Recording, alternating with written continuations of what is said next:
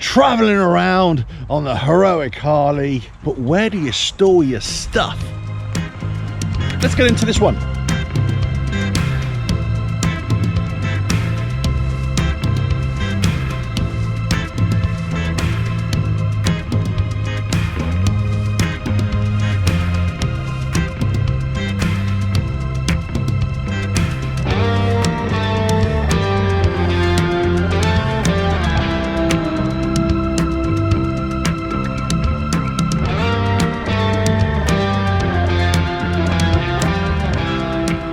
Hello, welcome to RevelatorAlf. So this is actually quite a quick video. I promise. It's all about riding on, well, any bike, any motorcycle, right? And if you've got boxes or soft luggage which you can strap onto it, do you put all your stuff into the bags or the boxes on your bike, or do you wear a rucksack? Okay, so as you can see, look, I've got a rucksack. And I was actually having a conversation with somebody the other day, and they were talking about they're on their bike for a while and they've been wearing their rucksack, and it was just they wanted to change their bike because they didn't want to wear a rucksack anymore, and they wanted to put everything in their boxes, and they were thinking about changing their bike, right?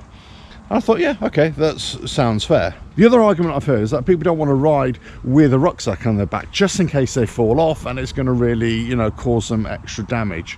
I think there are two ways of looking at that. It can either protect you a little bit or cause extra damage. I'm not sure what the right answer is, but I take your point, and that's going to be a personal choice, but this for the safety point of view. But in all honesty, I don't really think about that when I'm wearing a rucksack on my bike. I just focus on riding properly, riding safely, and not falling off in the first place. But that's another discussion altogether. Really, I want to talk about me when I first got on my bike, or this bike, and the previous bikes as well, when I had soft luggage and boxes as well. Initially, I would always ride with my rucksack and my belongings in the rucksack in the boxes, or on the top box, or the soft luggage and everything like that. Or I would take the contents out the rucksack and put it in the boxes. But then something happened. What I found was that I was struggling with the bag. All the straps kept on getting snagged, and there was another thing. Once I had my laptop in there and I went to squeeze the lid on the box, and all of a sudden it cracked the screen on the laptop, which wasn't great. So I had a little rethink, and the rethink was, well, why do I need to put the stuff in the boxes when I don't need to? In fact, I can just use those boxes for carrying permanent stuff, and my day-to-day stuff, or even if I'm going on a, let's say, 200-mile ride or something, I could just stick in the rucksack and away I go. But what about rider fatigue and pain? Aha! I thought, I have a cunning plan. So what I found with another bike that I had was that even though it was a flat seat, if I released the straps on my rucksack just a little bit, so it would hang down more, so it would hang lower, actually when I'm sat in the seat, the rucksack rests on the rear pad, so therefore it's taking the weight off the shoulders.